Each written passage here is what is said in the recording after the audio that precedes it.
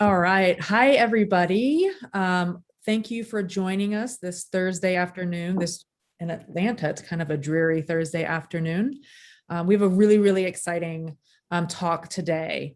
My name is Jennifer Surratt. I'm a senior lecturer with the Center for the Study of Human Health, and I have been organizing this year a speaker series on race, ethnicity, and health. And today we have our third talk in the series.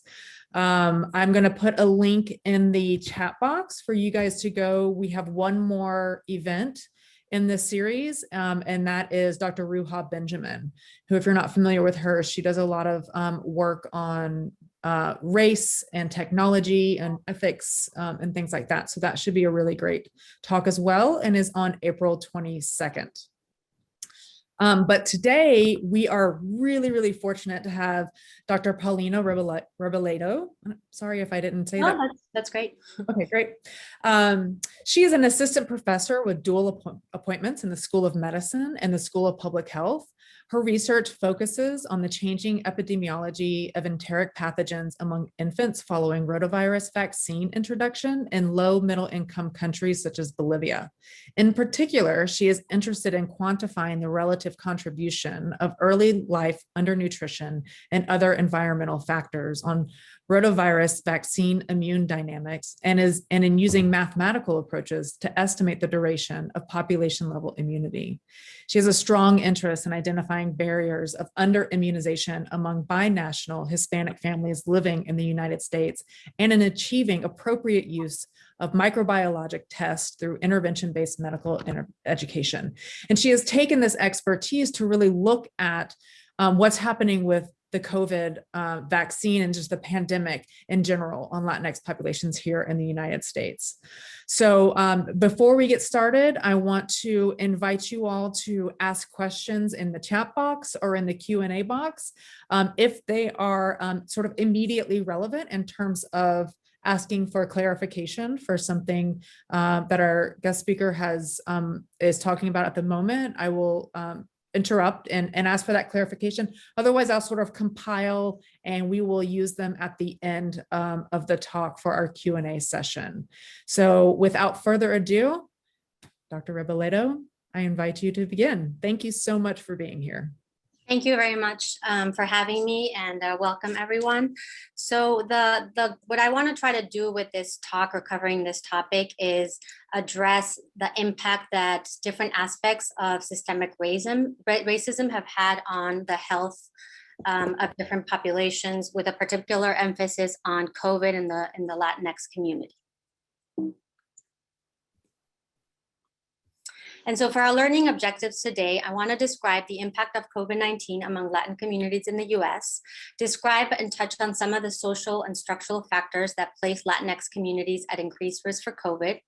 And then I want to dive deep into provide some historical overview on how some of those same factors have been occurring for quite some time, to sort of like emphasize how COVID has brought out some of these health inequities that have been prevailing for quite some time among the Latin population.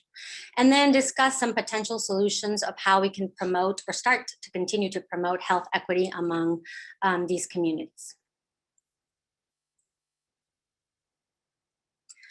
So we know from 1 year into the pandemic, we know how much COVID-19 has impacted many different communities in the United States. But it is important to mention that even though the Latin community only makes up 19% of the US population, it has accounted for 35% of all COVID cases and 38% of deaths. So, and we'll touch throughout the talk on why some of these structural and social barriers have led to this significant impact in morbidity and mortality for Latin populations. So this table from CDC shows this data is from it's updated March 12th, so just a couple of weeks ago, and it shows the COVID-19 hospitalization and death by race and ethnicity.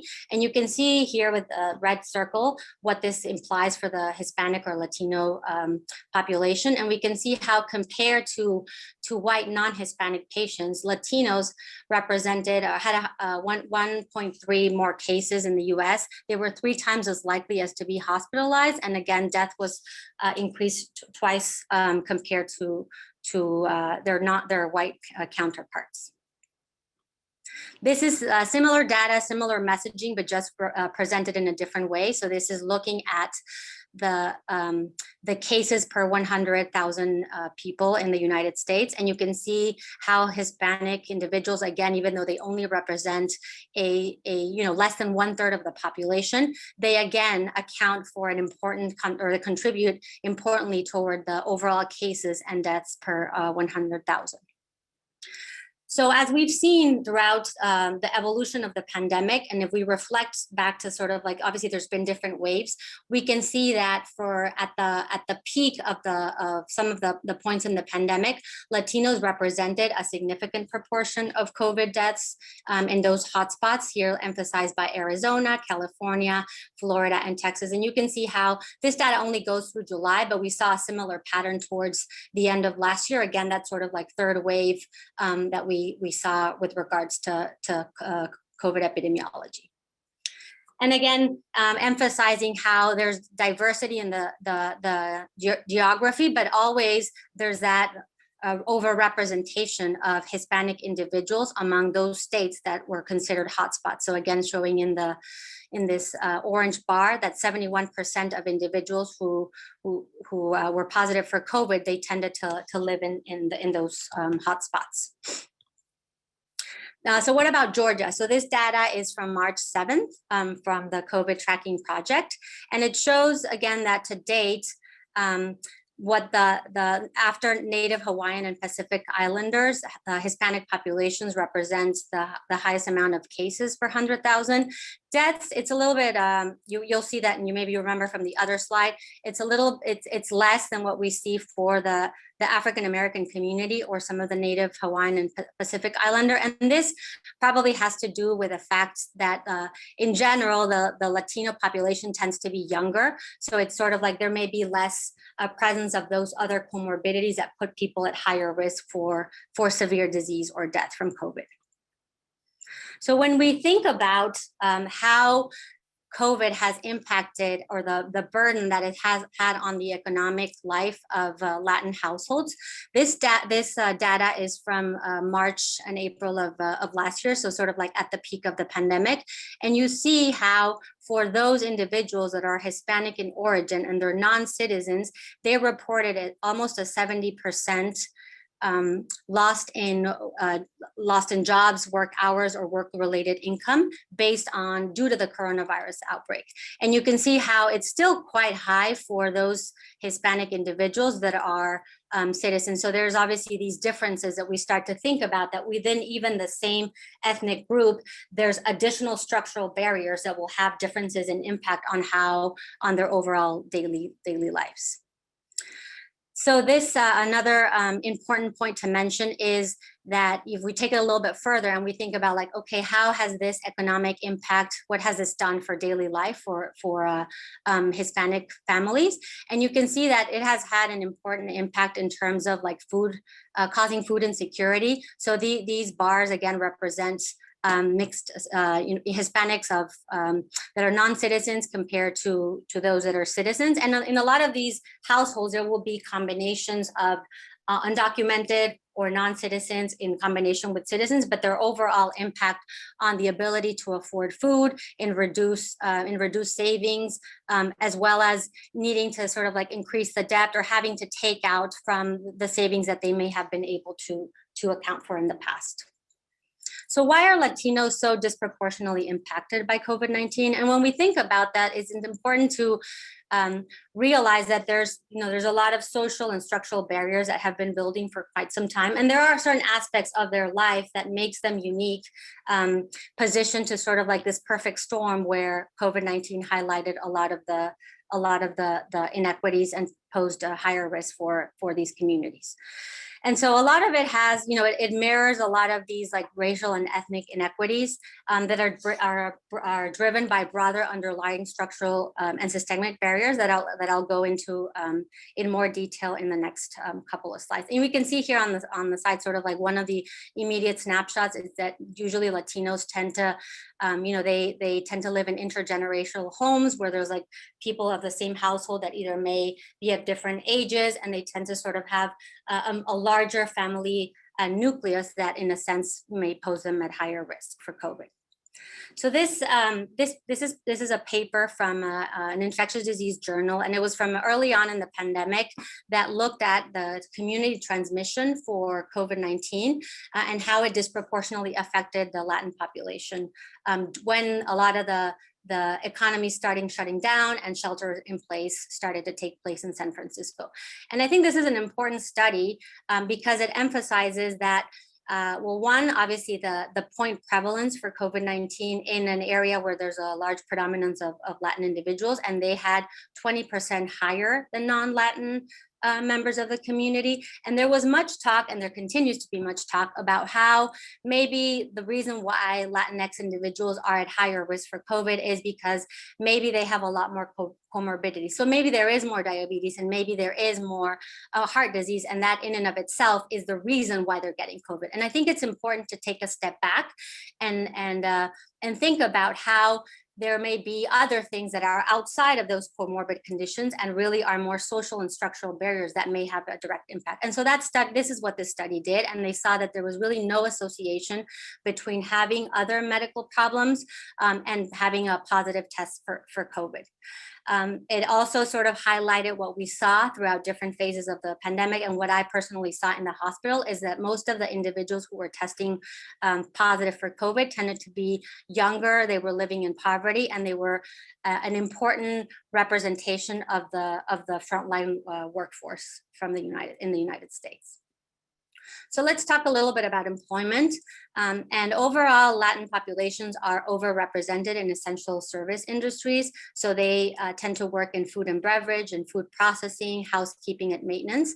And a lot of these jobs or employments in and of themselves make it very challenging for social distancing and the ability to work from home to occur. So we start to think about how really this ability to physical distance that we know has been very important in mitigating the impact of COVID or in curtailing its impact really becomes, a commodity where a lot of individuals may not really have the luxury of being able to either socially distance from the type of jobs that they do, or even the ability to obviously do any sort of, remote work from home.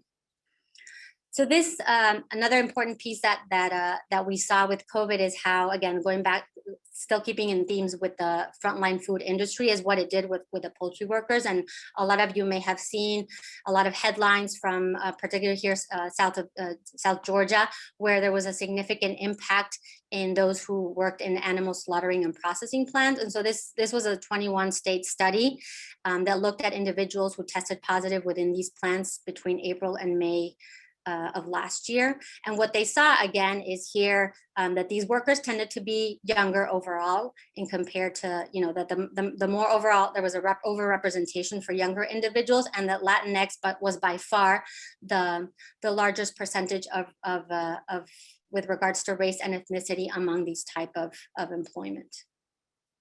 So what about the risk, and what is it about the type of work? We talked about how it may be that there's not any ability to socially distance, and then there's other aspects that are really related to the protections or to the benefits that the employers as individuals or as systems are not able to properly provide or fail to provide to workers. And this includes the inability to provide constant like PPE, so no masks, and then again the difficulty in achieving physical distance because of the type of employment, and really not a lot of effort into putting into make changes in the workforce or in the workplace to try to improve conditions.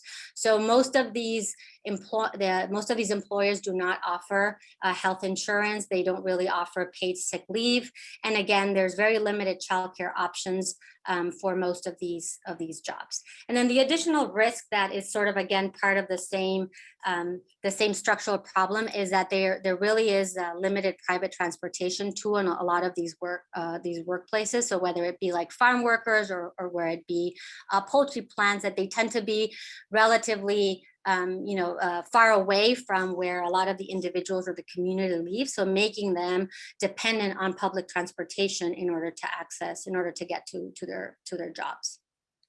Whoops. So another important piece is housing segregation. And so historically, there both in the South and in the Midwest, there has been less, because of the less social support that exists, there have been the creation of these barrios or border colonias.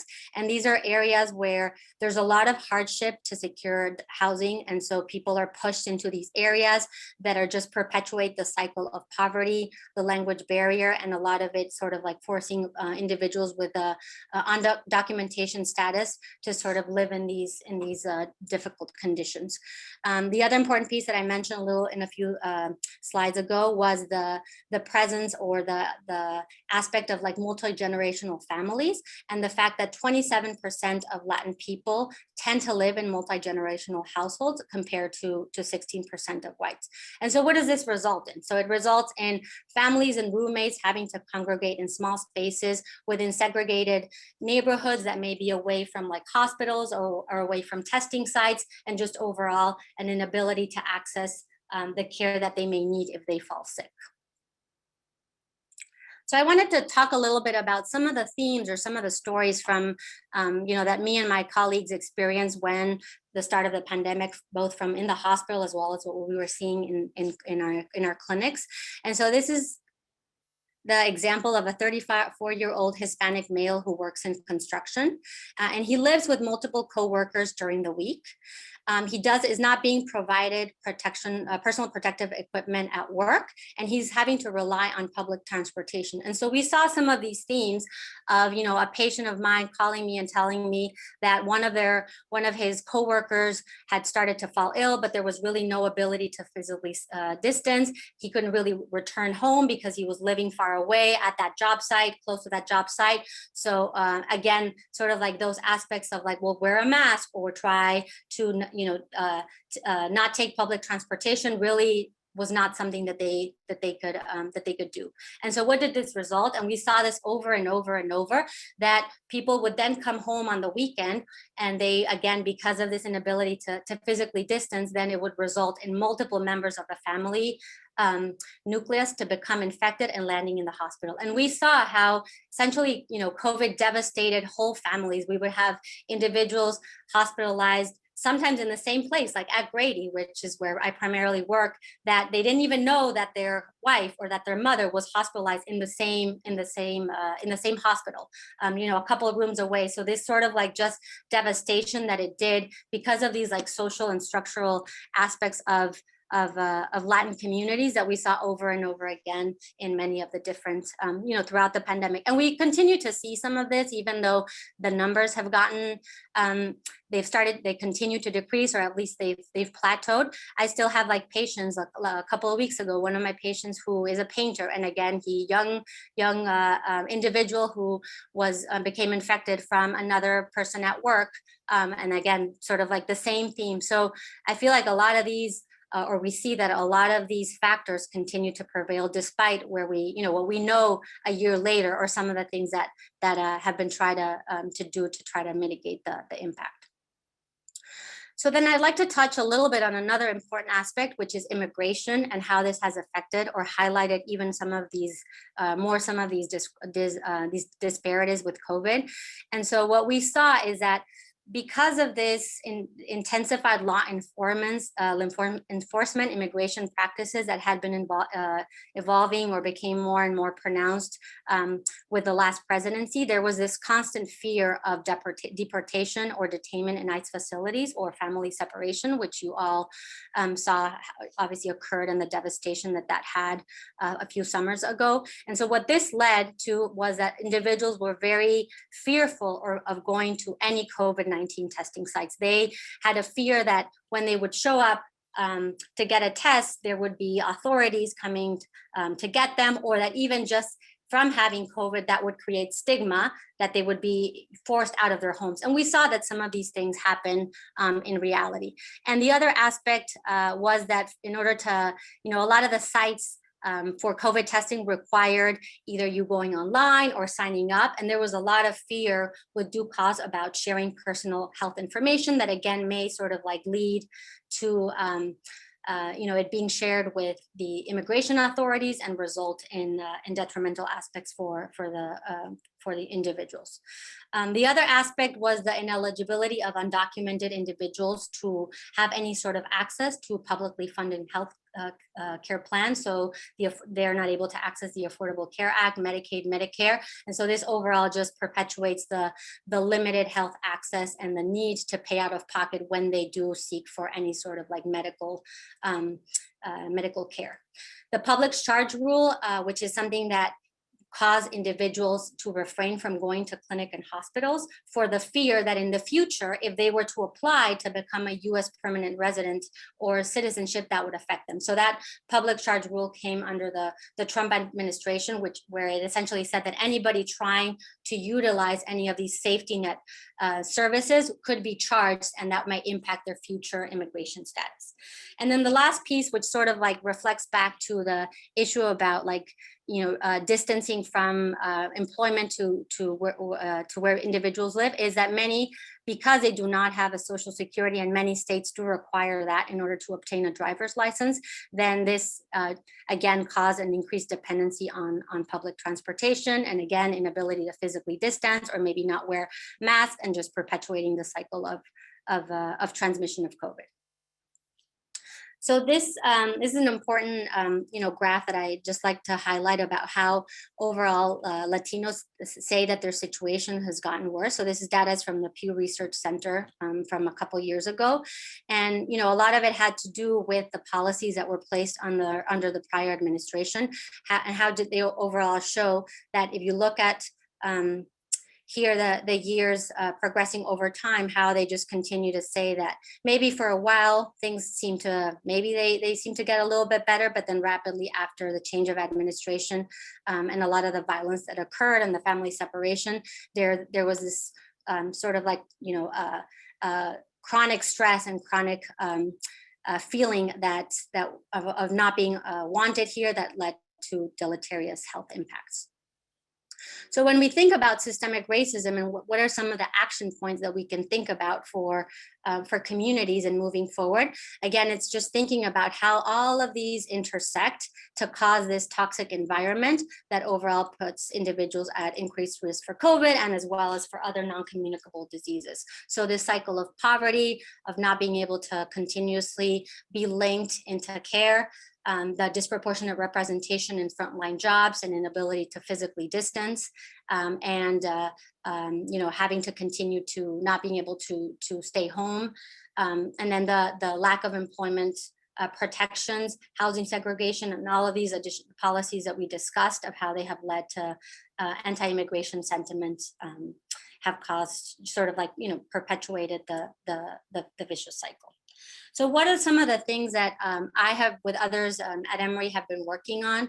And so when we talked about, for example, the aspect of like testing, so this is something that we started to do, I think around, before the beginning of the summer last year, was to try to think about some of these barriers that we were hearing from the community about, not being able to access testing readily because it was so far away, or having to like pre-register and not all of the sites being in English. And the fear of sharing information. And so what we try to do is we try to bring the test to the community instead of waiting for the community to come to us. And so we relied on partners, different community-based organization partners. We teamed up with like different churches, again, because of the importance of sort of like community sharing spaces, faith-based spaces for the Latin community. And so we created a lot of materials in Spanish. We did a lot of webinars or a lot of informational sessions through like, social media to try to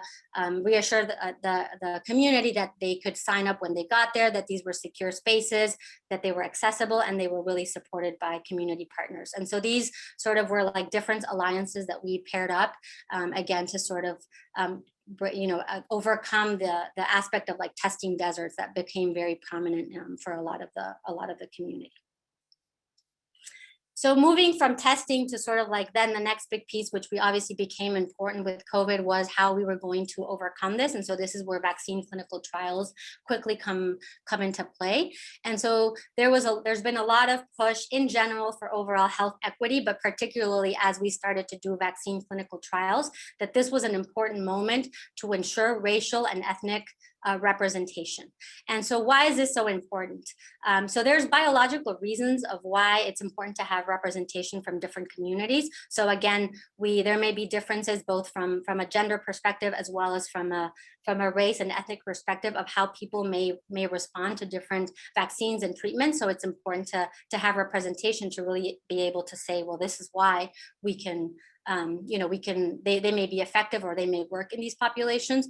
And the other piece is, again, to ensure safety and effectiveness across population and to really build confidence in research and the medical establishment. If we do not include members of different communities into this research studies, it's very hard to make the selling point that they can be utilized in these communities. So again, it's part of the aspect of like being transparent, of like inclusion, and it also, from an ethical perspective, it would not have been right to not make an intentional effort to recruit these racial and ethnic minorities in these trials when they were the ones that were most disproportionately affected by COVID.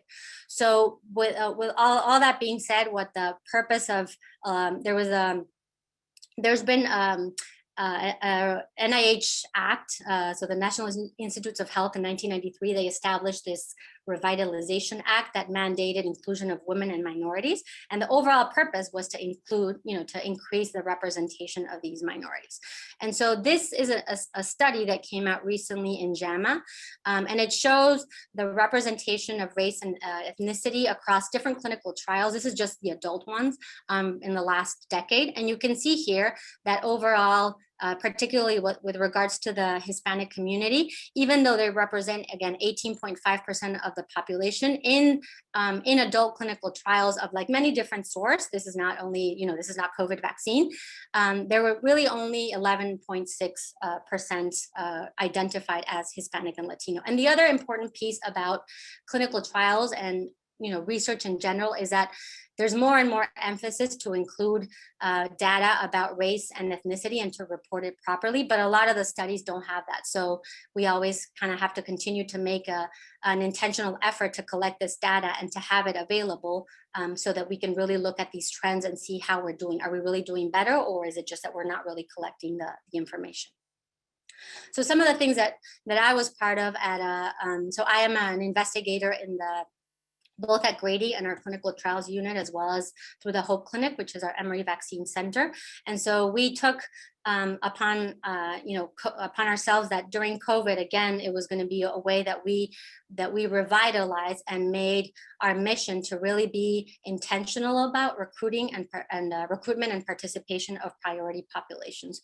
And the way that we did this was through community outreach. So again, sharing information about why it's important to participate in research for minority communities, what the goal of those researchers are, and have members of those communities, if once they had participated in research, sort of like share their experience to try to like normalize why, sort of like what it means to even be in a clinical trial, because that's something that we've seen that a lot of individuals don't even know what it means to be in a clinical trial. And we did very targeted recruitment approaches for bilingual and monolingual participants. One thing that is very important when we think about just research in general and academia is the importance of having representation of those races and ethnic minorities on study teams and being part of those sort of like the investigators. So again, the ability to be able to communicate with a Spanish-speaking patient, for me to be able to, as a Latina, to be able to share the information, or other staff members, that's something that it's just increases the trust and increases the relatability overall about the process. So we really try to be more intentional in hiring individuals who are part of those racial ethnic minorities. And the other thing that we made a lot of emphasis, and this was both for the vaccine studies, but particularly with the ones that we did inside the hospital for different types of like therapies for COVID, was very early on to make sure that the informed consent, so again, when we share materials and when we approach patients, those informations need to be in Spanish, and that not only do they need to be in the language of those individuals, but it needs to be in language, in Spanish that they understand. And so culturally appropriate, you know, and messaging as well as understandable, and not in this sort of like Google translated form of Spanish. And a lot of these efforts led that for the Moderna phase 3 study, so again, for one of the mRNA vaccine candidates, we were one of the highest enrolling sites for Black and Latin participants. So where are we with COVID, with regards to COVID-19 vaccinations among Latinx? And so this is data from the Kaiser Family Foundation. And I highlight here where we are in Georgia, so towards the bottom, and you can see that we're not doing very well. And so of the percent of vaccinations given thus far, only 3% have been given in the Latin population, even though the total percent of Latins in Georgia is around 10%, and when the cases are still at 13%. So we still have a lot of work to do. And so starting on this theme of vaccine, what we created here at Emory and with different community partners and the Fulton County Board of Health was this Latinx Equity Initiative, where we basically were focusing on community vaccinating community. And so we, through these partnerships and with different, again, sort of sites that the community trust, we sort of replicated these models that I talked to you about, like testing, but now with vaccines. So either trying to call people in advance and with a limited amount of vaccines initially, pre-registering them, but having somebody to help access the registration process, that it's still not in Spanish, and then having bilingual staff available on site to answer any questions. We were able to elicit, obviously, the volunteer contributions of a lot of Emory medical students, Emory and the School of Public Health students who are Hispanic or have, and are bilingual, to sort of like create, again, this aspect of the importance of having representation on multiple sides of the equation and create this trusted aspect of the community, of how we as a community work for each other. So now I want to move on into how, yes, this is something that has been very much highlighted for COVID, but it's really the same factors, just with different illnesses. And so these graphs show the health status measures for whites versus non-whites. And this is data, again, from the Family Kaiser Foundation. And you can see here that for Hispanics, so what the orange section represents is that for certain key health measures that include physical and mental health, birth risk, infant mortality rates, HIV and AIDS diagnosis, and death, overall Hispanics tend to do worse, as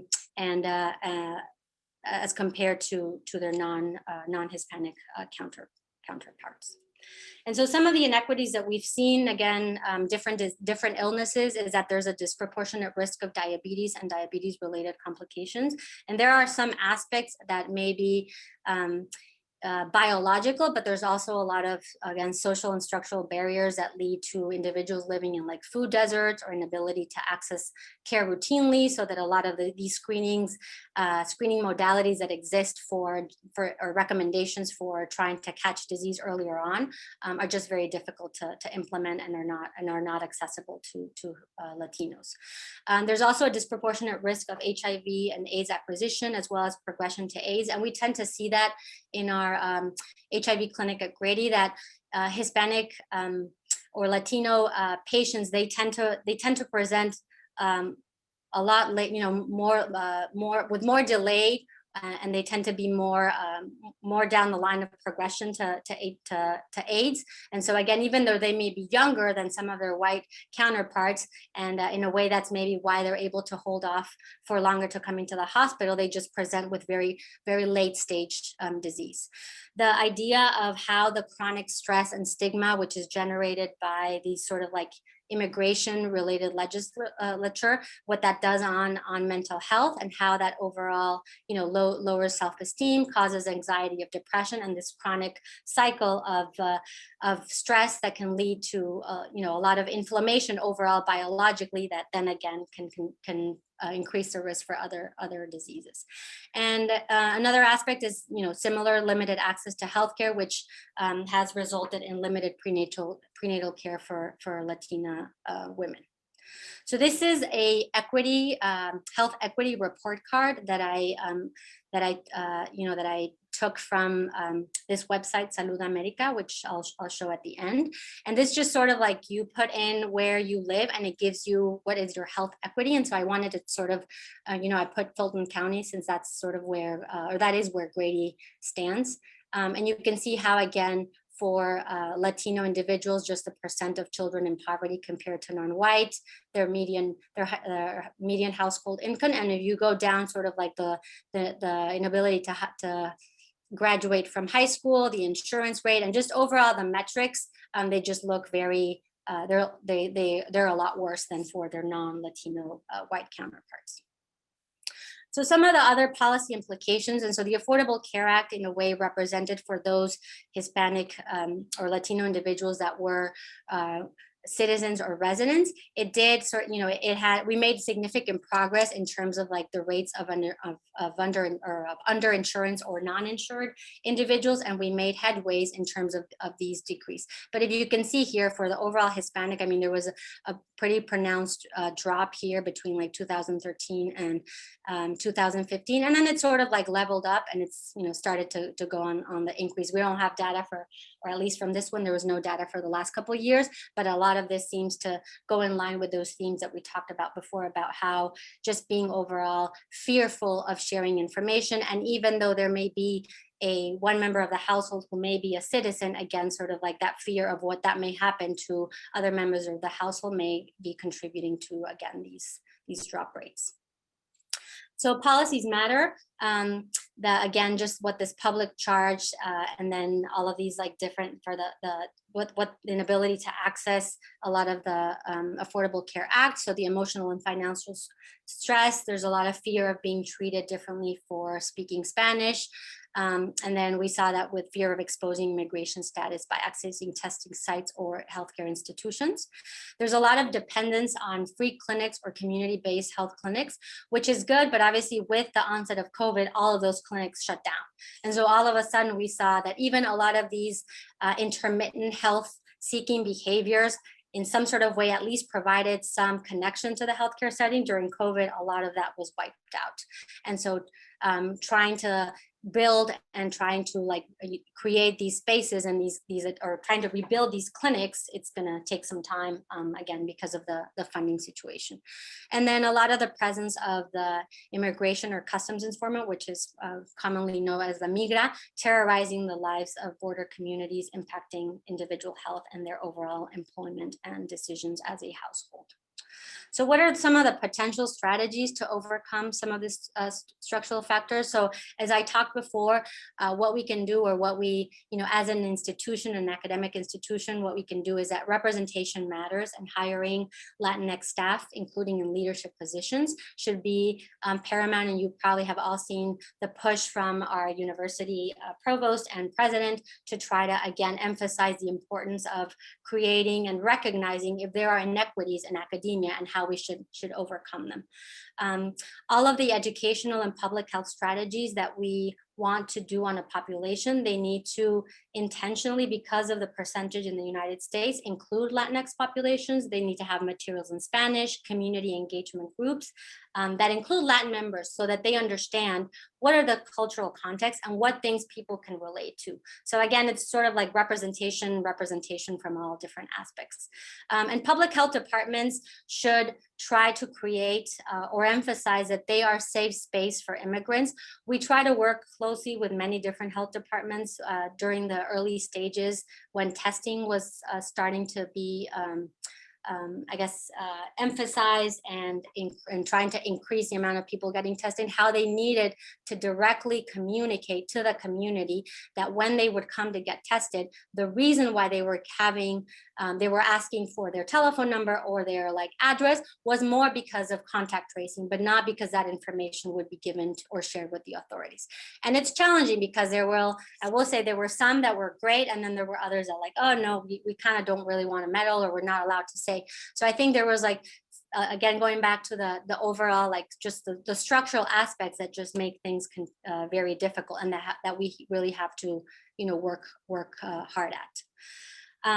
There should be financial investment and partnerships with local CBOs that are trusted in the community. And I can't emphasize this enough. For us, all of the work that we did in the hospital and that we did with vaccine studies, it would not be possible without the trust of our community-based organizations, because having, developing a good treatment or a good vaccine really means nothing if you can't get it to the people who need it the most. And so I think if this pandemic taught us nothing else, it should be that we really need to do the work now and continue the work. And one way to work, and that will be very formative for the future, is the value of local CBOs, so that the organization can continue for community outreach. And again, because they usually also know the community, and so they know where people are, what areas really do not have testing, or where people prefer to go, or certain things that may, me as a physician, I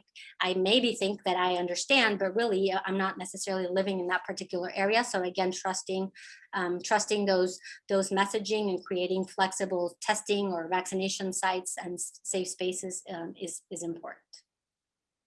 And what can we do as individuals? So I think we should examine our implicit biases, both from a personal as well as an organizational standpoint, and recognize and sort of like check ourselves when we think about, like, one of the things that I hear a lot, and that we've been working very hard around the messaging, is that right now we hear that, like, the minority communities, they don't want to get vaccinated because they're hesitant. And so the reason why they think those percentages that I showed you are abysmal are because the community just doesn't want the vaccine. And when, from personal stories with my patients, with family members of my patients, is that the process of registering for a COVID vaccine is very cumbersome. It's not in Spanish. People are not very savvy with the web browsers. And so until we really examine those aspects about how really it may be a lot about accessibility, we should not blame the population. So sort of like, tackling and checking ourselves of what are the reasons why we think people may not want to do something, or is not necessarily what's really, and may just be reliant on like things that we've learned through different aspects, of our schooling, or our just as members of society. There should be optimization of the data gathering to learn more about COVID and how this has affected or exacerbated racial disparities. And again, it's important to learn from the local Latinx community. Populations in Latin populations are not a monolith, so different strategies will work in different places. And so it's not the same thing to live in urban Atlanta than to live in like South Georgia, than to live in California. And so we really should stop putting, we put them in a sense as a group, but really understanding that they don't all fall in the same bucket, and that we would need to revisit and try different approaches depending on the local context. And lastly, use your privilege to shine light on some of these injustices and advocate for the state, for changes at the state and federal level. I can't emphasize enough the power of advocacy, and I understand, that the individual by individual approach is not necessarily might be the most important to impact the system as a whole. But I think a lot of that sort of like that trickles down, and people see that, and that it's contagious. And so I think that's one of the things that I've seen from this past year, just the ability of like mobilizing med students, graduate students, residents, all of to sort of like work with the community and really come out when we need to. And so how to get involved. So become familiar with the social inequities of your area. This is, again, you can go online and like look at, I put the here for Salud America, just to check kind of like in your area what your equity report card is. Volunteer with local CBOs, connect with Latin student groups and associations at Emory. And of course, here's my email. So I'm happy to have all of you like contact me if you're interested in volunteering in any sort of aspect of this, or just trying to like get, whether it's regard to COVID or outside work, just more with the Latin community, please reach out. And with that, I will end. Thank you, and I'm happy to answer questions. Thank you so much. That was incredibly comprehensive and fascinating and enlightening. We do have some questions from the audience, so I'm just going to kind of start going through those. There was 2 questions on the inclusion of minorities in vaccine trials, and so I'm going to ask those at the same time. And one was whether or not what did the inclusion of minorities look like? And this one may have come before your slide showing that the trials that you were involved in had some of the highest rates of minorities involved. But it'd be interesting to hear about other trials or maybe what the percentages were, just a little bit more on that. And then the other question related to this, I'm certain came from one of my students, because the question is can you talk more about the biological justifications or reasons for the need to include participants of various minority groups in vaccine trials, because I taught my students that race is a social construct. So can you talk a little bit more about that biological component? Yeah, so I think starting with the first one, so there is historically there's been underrepresentation for racial and ethnic minorities in clinical trials in general, and that's that was only for vaccine studies, but overall, and this is data that is it's accessible through clinicaltrials.gov. But again, it's not necessarily always collected. I think we also have a problem of the way that we collect the data and the way that we ask the data. Mm-hmm. And so, for example, for me as a Latina, when people ask me, what is your race? It's always like a complicated question because I look at all the categories and I don't really like fit in any of them. So I'm kind of like, well, am I Caucasian because my mom's white, but then my dad, and so I feel like there's we have a problem of overall how we think about that and even how we ask those questions. But there has been traditionally not a lot of representation. So what we try to do during the studies is really be very intentional and almost like seeking out participants. And so we would, in addition to doing so, for example, for the clinical the treatment studies that were in the hospital for COVID, we would be very intentional of like seeking out racial minorities, so that we would be able to, in a way, almost like oversample, because we knew we were going to be at a loss in a way compared to like if we only recruited Caucasian or white participants. And we try to have these like staff members that were both like Black or Hispanic, so that when you go into the room and you talk to the patient, it matters. It matters that you see somebody that may like either speak your language or that they look like you, or for example, something that's like very culturally important for us is how your names are. And so we have like 4 names and it's like really complicated, and it's like your first name and your middle name and your mother's last name. So all these things, and so people just get, I understand why it's difficult but I think a lot of the patients when we would go in and just say like, Mr. So-and-so, and we said their name right, they're like, oh, like you kind of get my name. So these little things that just make it that are intentional about including them. And so for the COVID vaccines, we made a very concentrated effort to try to work with community-based organizations to try to talk about vaccines. And also, I think one important piece of this is really listening to what are the concerns for the community, because again, I may think that this is because of XYZ, or that this is because of, medical mistrust, and it may be about something else. It may be about like, fear of needles, and so it's important not to really assume anything. And I think we try to do that from the work that we were sort of like working at taking a targeted approach from many different aspects of how we would recruit participants. That's great. Can you talk about the biological justification component? Yeah, so I think that's something that we've seen for other diseases, that there's just genetically, there may be differences in how people respond to treatment. And we've seen that, for example, for when we look at, for example, HIV medications, and we see how people there's just like differences about the ability to metabolize certain drugs, the concentrations that you may reach. And so we think that if we see that, or for example, for vaccines, we know that older individuals, they tend to have sort of like their immune response it ages. And so it's important to include then, like, it's not going to be the same thing if you include a 20-year-old and if you include a 60-year-old. And the same thing applies for gender, and the same thing applies for racial and ethnic minorities. There's things that are just, as you very well said, that are just like, a construct of biological differences that are important to really have the data to answer those questions and see, is the immune response the same? Okay, we know, but if we don't include those individuals, then we will continue to say, like, well, maybe they're like, the vaccine is not responding because blah, blah, blah, or that they didn't take their medication adequately, when we really don't have the data to support that. Yeah, absolutely. So would you say that most of those differences are more epigenetic? I think that some of them may be more epigenetic. I think for vaccines, it's a little bit still sort of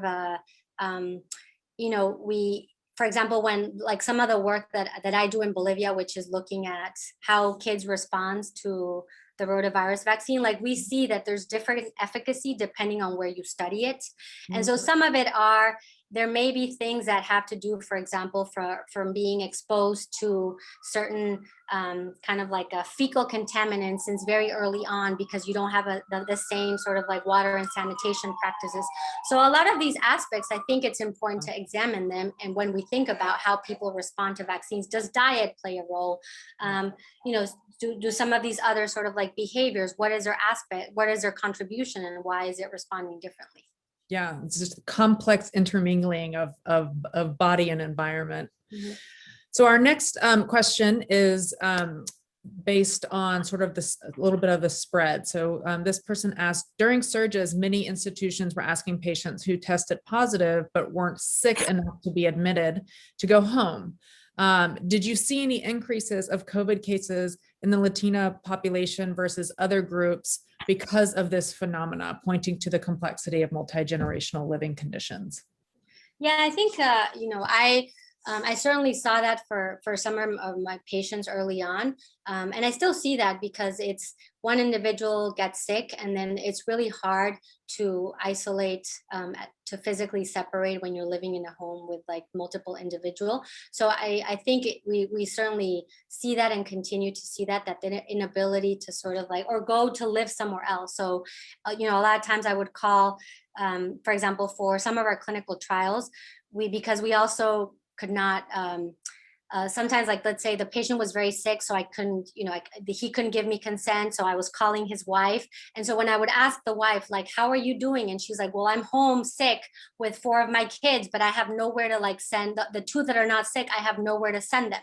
And so again, a lot of these aspects, it was like, story after story of just like devastation and within like the whole families from not, for a mixture of these asymptomatic individuals from those that were very sick. The other thing that we saw a lot was particularly when the initial wave was the majority of the hospitalized patients that we saw were those that lived in long-term care facilities or nursing homes.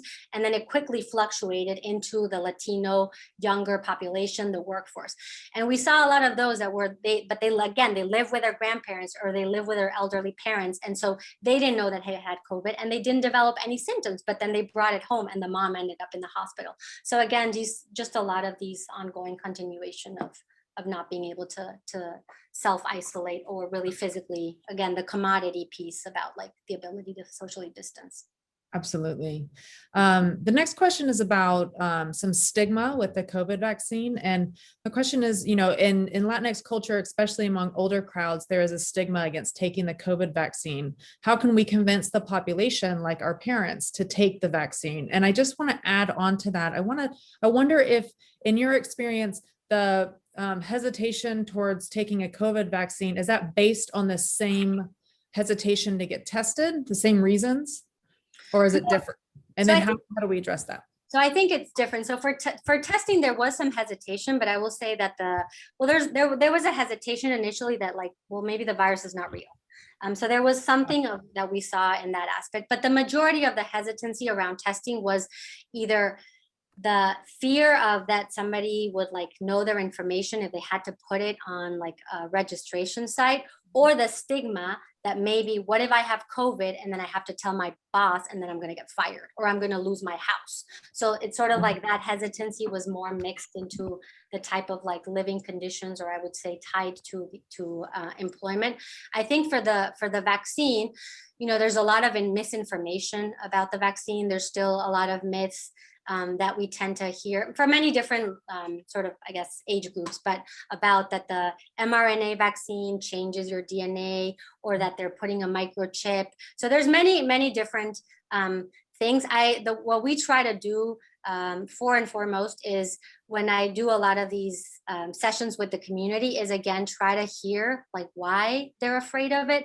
And because traditionally, Latin communities are communities that have high vaccination uptake rates. So for example, for children, they tend to vaccinate their children. There's not as much hesitancy as there is for like at least in the United States, for the white counterparts. But there seems to be something about this vaccine that a lot of people think it was developed really fast. And so we don't really have enough data to support that it's safe, or that I'm not going to get an effect down the line.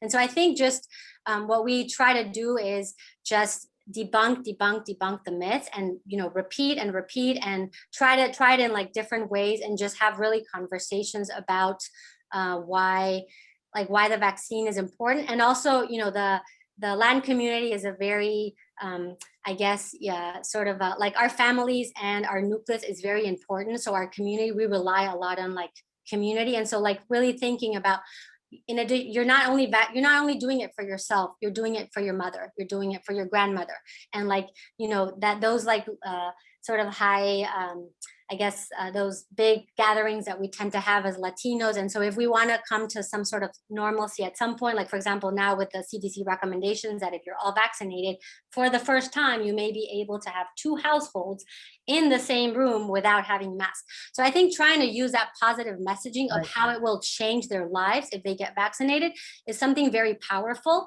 And instead of necessarily saying like, yes, you still have to wear masks for the rest of your life, but the vaccine is still good, is sort of like, being better about the messaging and really emphasizing what it will do to their lives and their community. Absolutely. So I have a question that I personally want to ask you is your thoughts kind of in general about what is known as the Hispanic paradox. I know there's various opinions on what that means, why that's the case. And we kind of saw it at the very beginning when you're talking about high rates of infections, but kind of lower rates of death compared to the infection rate. So I'm interested in just your thoughts of, maybe you can explain the Hispanic paradox to our audience. I know some people don't think it's a real thing because of the various reasons why it may exist, and then how it might relate to what's happening right now with the pandemic. So I think that's a very important piece. And I think a lot of it is that they even though, a lot of it may be that the sort of what goes back to age, right? And that individuals, even though they may access care less, then they tend to be younger. And so in a way they may withstand longer than their sort of like counterparts that are like older.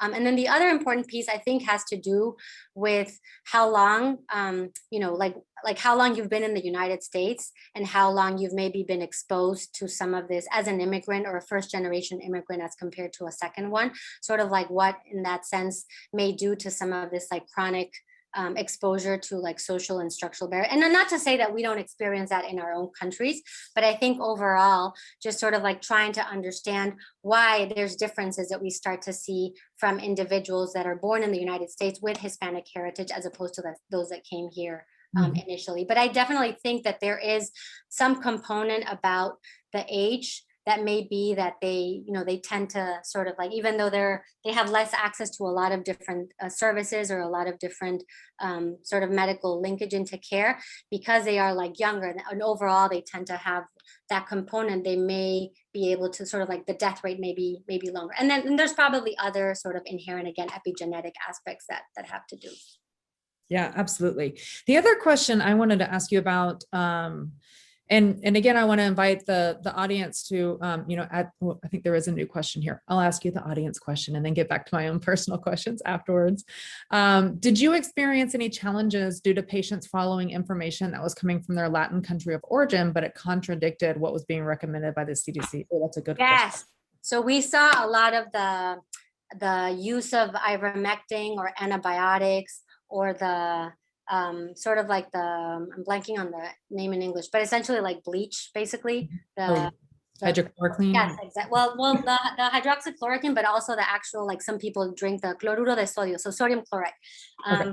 And so we definitely, and we still see that. So the power of, for example, like WhatsApp is incredible. And I get a lot of those messages from my family members in like Mexico, that I see, like all of a sudden my aunt sends me this thing about like how everybody should be drinking this sodium chloride to try to kind of like curtail or not get COVID, or take antibiotics if you had it. And so, yes, we see that a lot. And we, in general, for example, from an infectious disease standpoint, I will say that the Latin community tends to self-prescribe antibiotics relatively routinely. And again, I'm not backing up this, I don't have like data to show this, but just from my experience with my patients, is a lot of times when they get sick, they have some like penicillin laying around that they sort of like take, or somebody gave to them. So there was a lot of these messaging that they were seeing from their home countries about things that we were not recommending. And some of them, I always try to sort of, balance which ones are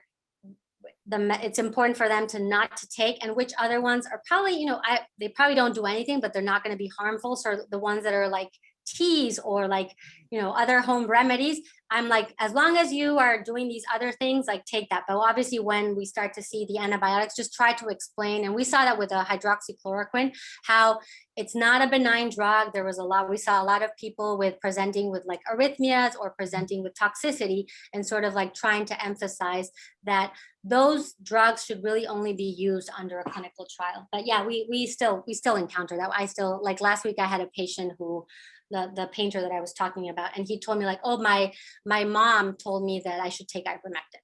So I think a lot of these sort of, I guess, messagings prevail. Yeah. We have another question about talking to people who are afraid of the vaccine, and maybe if you have any particular language that people can use that's easily understandable, or maybe if you could also talk about, because when you were talking a little bit about that earlier, it sounded to me that you were kind of describing motivational interviewing, I think is what the phrase is. So maybe a framework for that. I think that people are really wanting something that they can act on. Yeah, so I think, a lot of it is explaining like how, because I think it's recurring themes. And so it's like, how do these vaccines work, or what is, so sort of like depending on your target audience, like starting from the very basic, but there are things that resonate. And so I usually try to ask patients like, like I ask them, do you take the flu vaccine, for example, or do you vaccinate have you vaccinated your kids if they have kids? Because I do see this in clinic, that they take a lot of other vaccines, but then when this time I start to say like, okay, we finally have the COVID vaccine, I want to give it to you, let's talk about it. And then they're like, no, because, it was developed very fast.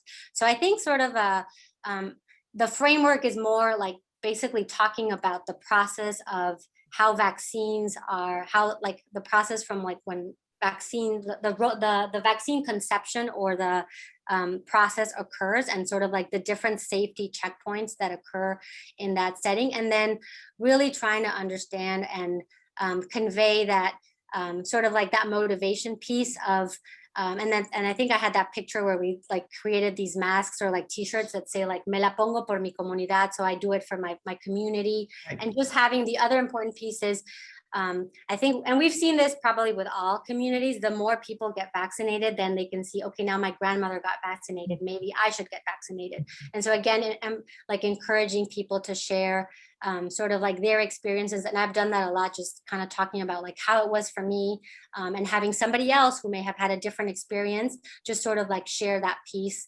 to try to, and ask them questions about what it is that makes them hesitant, or like, or have questions about the vaccine.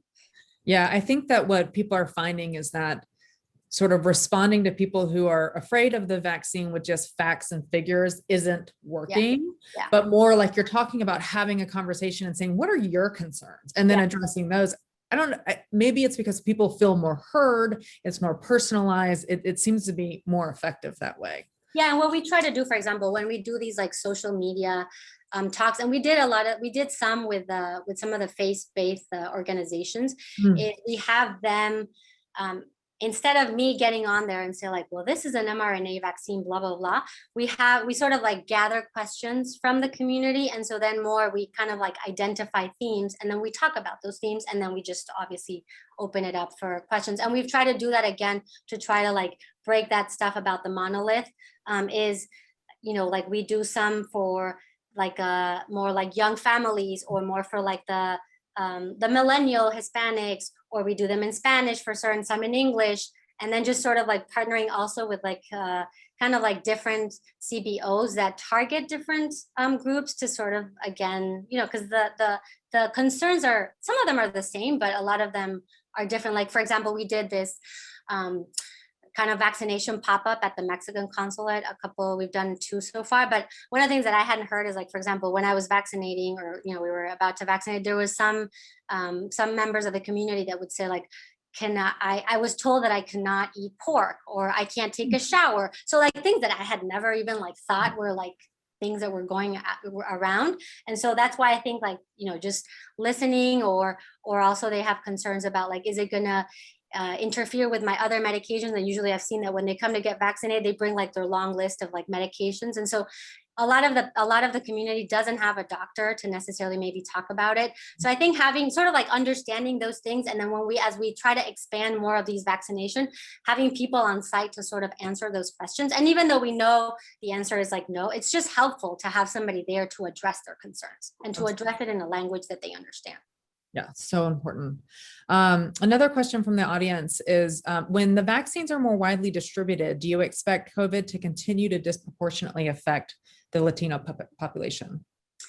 I mean, I think there are certain aspects that it may still, and if it's not COVID, it may be another sort of what we see in a way with HIV, because there are, until we tackle a lot of those social and structural aspects, I think they will always be, in a sense, sort of like the same thing with the African American community. So, which is why I think this is an opportunity to sort of really examine those and try to improve on different things. I'll give you sort of like another example that sort of, comes to mind, or is quite palpable. As the new thing in, I guess, healthcare with COVID has become like telemedicine.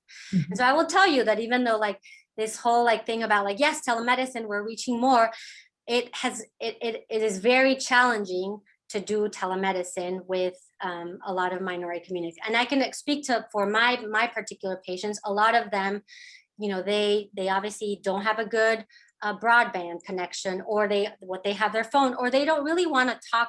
They don't really want to see, maybe they don't want to show you where they live, or so a lot of them end up being conversations on the phone.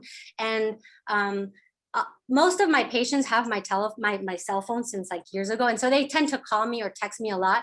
But I will say that since, always on the phone, it's like everything was fine. And then when I finally got them into clinic, it was like, and this is going on, and this is going on, because there was some sort of like hesitancy to share. I don't know what it is exactly. I feel like we're trying to understand it. But I do think that for a lot of our minority communities, we need to think about how telehealth may not necessarily be the answer. And the other thing is that in a lot of his Latino community, they like to come, like when they are linked into care, they like to come to the doctor. And a lot of the visits that I have with patients, it's like, it's kind of social, we address there, but a lot of it is like, they just like to talk, and they kind of like to share, this is going on with this person and this other. So it's almost like this safe space that I think we really need to think about as we move forward. And some of these things that have become good about, maybe trying to access more patients either to telehealth or these mobile units. Some of them may work and some of them may not, but we really need to examine what the barriers are, because like it doesn't matter if we have amazing technology at our hospitals if we really can't get it to the people who need it. Absolutely.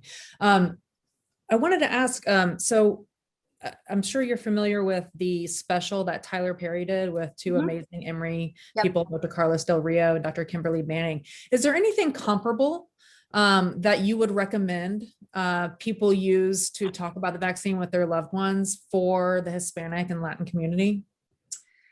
So I think there's been, you mean like if something exists out there that we just something that you've seen that's in Spanish that kind of explains what's going on with the pandemic and the vaccine. So I think there's like I don't know of any specific celebrity ones that sort of have done that. I know we're trying to do one with the Atlanta United to sort of kind of vaccinate them and then do like public service announcements around that. The ones that I know are more like, from like Latino physicians, or again, trying to like ask the community like what it was for them to receive the vaccine. So some of the CBOs that we work with in Georgia, like they have some messaging around that.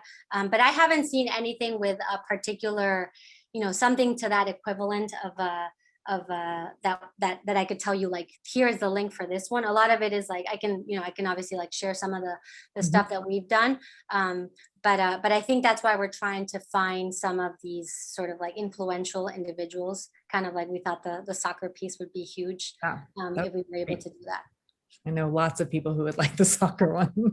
Another question about sort of attitudes towards vaccines, because so many young people, because the people in the Latin community that were affected were more likely young and likely to recover. Do you think people don't think the vaccine is as serious or as necessary?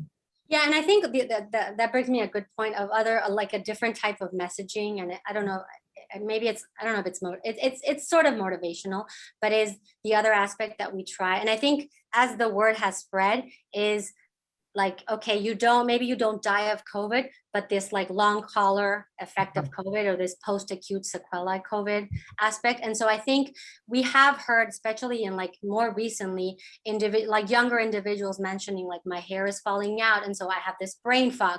And so I think we've sort of used, not to sort of say like use those examples to scare people, but just sort of like make them aware that even though you don't get that, sort of like what we do with children, know that a lot of times they said, well, children, they really don't get it and they're not a source of transmission. But then we started to see that some kids, even though it's rare, they get this multi-inflammatory syndrome.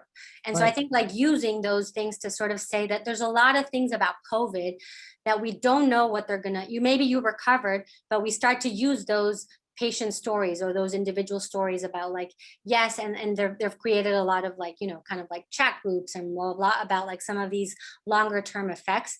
And as we move forward, because I think we've sort of gone in ways from like, we don't have great treatments yet, I would say, so the quest for that continues. But as we move from like the treatment to the vaccine, now we're sort of like in the phase of understanding this long hauler aspect of COVID. And I think in there, again, it's like how we need to get representation from these racial and ethnic minorities, and how are we going to find them, and how do we, so again, and that might be the perfect opportunity to like link them into care, and sort of, even if, because a lot of them are like young and they usually don't go to the doctor, or those other aspects. Yeah, absolutely. I'm curious about children and education. And I know that, there's huge disparities already in our education with children who are ESL learners. And of course, with, as you mentioned, most adults, a lot of the adults are working in the community, they can't work from home. What is your sense of that? What families are doing about virtual learning? That's been extremely challenging as for everyone, but it has that additional levels that some parents may not their English literacy may not be great, or that even just the ability to, because they have to work and then they leave the kids with somebody else. So I have heard that, and I think sort of like just from like patients about like who is watching the kids when they have to go to school, and that's sort of like been, I think, a huge barrier, and they talk about it, and we know that obviously the mental health implications of that, or how they'll fall behind, and how we're going to account that, and being able to sort of make up for that time. So it's certainly something that they talk about, the childcare aspect, as well as they and I think a lot of them, as maybe we were in the beginning, is like we just go into this mode of like, this is survival mode. But obviously we're here 1 year later, and as you said, a lot of the children, they already are at a disadvantage starting off, and so this additional layer has just made it that even more pronounced. Yeah, I expect that we'll see. I mean, there's already an achievement gap that's going to be really hard to overcome, however COVID has exacerbated it. I'm really worried about that. Yeah. I'm also interested in your thoughts on, people that are trying to, cross the southern border, ICE detention facilities, kind of any of your thoughts about that aspect of the conversation. So that's obviously something that is still, it's not gone away, and it's just as bad as it was. I think, like, we're hoping that with the new administration, things will start to change. But I think obviously the challenging is the damage that has done both from a messaging perspective, as well as from removing a lot of those, or creating all of those sort of like structural violence aspects to individuals crossing the border, and this like remain in Mexico policy.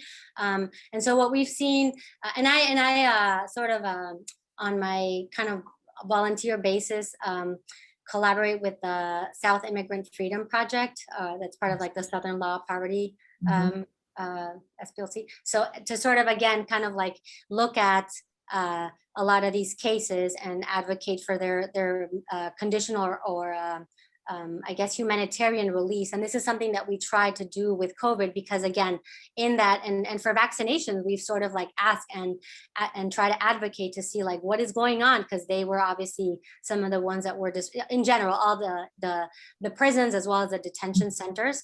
But that's something that it just requires more and more attention. And I feel like because of everything that happened with the pandemic, it's almost like it's been a little bit forgotten about what the humanitarian crisis is going on, and a lot of the even implications of certain messaging that for a while the CDC said about like this is a humanitarian crisis, almost like even not supporting, but not necessarily being very strong about like usually these are not communities that tend to bring infectious diseases. It's more like that is perpetuated because of the conditions that we're making them live. Absolutely.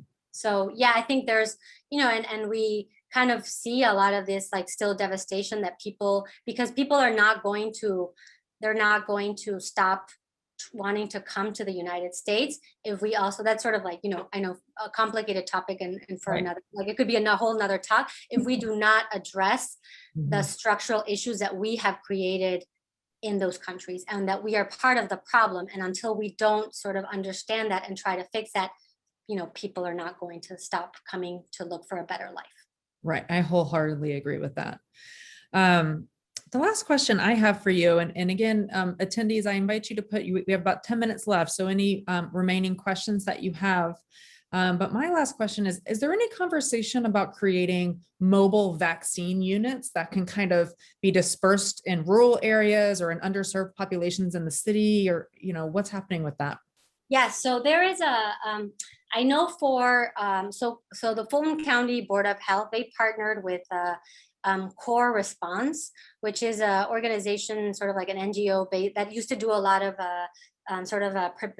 emergency preparedness or disaster relief. And so they were involved in Katrina, blah, blah. And then when the pandemic hit, they came here and they were one of the ones that started to sort of like partner with the health department and expand testing. And we started working with them through some of these like pop-up sites testing. And then they've been our partners with some of these pop-up vaccinations. And they have just started doing mobile health sort of like units to try to go to like different areas and park outside a church, or try to, there's conversations also with Morehouse to try to go to South Georgia to vaccinate the migrant health workers, or the migrant farm workers, sorry. And so again, a lot of these conversations are to try to, again, bring it to the community and overcome these vaccination deserts that obviously exist. That's awesome. Because I keep thinking, why aren't we sending trucks, like food trucks and COVID trucks, you know, just attracting the community. And I think we're gonna have to do that because, Yeah. again, I still continue to think that like the access problem is the biggest thing. And I don't diminish that there is some hesitancy, but, you know, I kind of think that of hesitancy as like a diagnosis of exclusion, meaning like we've exhausted everything else. And then if we see that nobody wants to get vaccinated, then I think we can go there. And you just tackle them at the same time. But if we don't recognize that access is, I mean, I have like story after story of like just difficulty, like getting registered from like patients or from families of patients, that it's a huge problem. And you can, you know, if you make it mobile, you can address some of the hesitancy at the moment, like you said, with people that are part of the community, you know, in their language. Really, I see it as such a great solution. Yeah, absolutely. Well, this has been absolutely wonderful. I really, really, really appreciate your time. I know our audience appreciates your time and appreciates your work and appreciates you doing all of this stuff for the community. For those of you that are on the call, the recording will be posted soon. I will get a list of attendees and send out the recording. Somebody else asked about having the slides. So if you are okay with it, is it okay if I also share the slides? Yeah, I can send you my slides. Wonderful. And then, oh wait, one person said, have you heard about the New York Times article on the vaccine from J&J being distributed in lower income and minority areas? What do you think of that? I think the more vaccines that we get into people's arms, the better. I think that's a really important piece about how we educate regarding sort of like the differences in like numbers and the messaging, again, going back to the messaging around it, because it's very, I can easily see that being translated into like, oh, you're sending the vaccine that only has like 66% efficacy to the lower income neighborhoods, as opposed to, you know, the Moderna and the Pfizer, that the numbers are in the 90s. And I think it's important, and these are complicated things to talk about, but that we emphasize that the goal for all of the vaccines, which they have all achieved, is that they are more than 90% effective in preventing severe disease or preventing death or hospital. And that's really what we care about the vaccine. Because if COVID becomes like a common cold, you know, then that's a great thing. And like, you know, that's the main thing that we care about. So thinking about that. And I think the other aspect is that we do have to recognize is that, you know, the Moderna and the Pfizer, they have the challenges, obviously, that they're like 2 doses. So if we could get just as a good response with a 1 single dose, and also one that doesn't require that very stringent cold chain, then I think, again, that's what we want. They're good vaccines. They 100% or close to 100% prevent severe disease. And I think we just need to keep emphasizing that messaging. Absolutely. I think that's a really good point. And it really addresses some of those access concerns because of the one shot and the cold storage. Yeah. Well, thank you so much. Again, really, really appreciate you. And I hope that you and the rest of our attendees will join us for Dr. Ruha Benjamin's talk on the 22nd. And if you have any follow-up questions, feel free to reach out. Paulina's email is up there. Mine, I'm putting in the chat box right now. I put it up there earlier. But I hope you all have a wonderful Thursday evening. And I just can't say thank you enough. This was great. Thank you so much. Thank you, everyone. Hi. Thank you, everyone. Bye. Bye, everyone.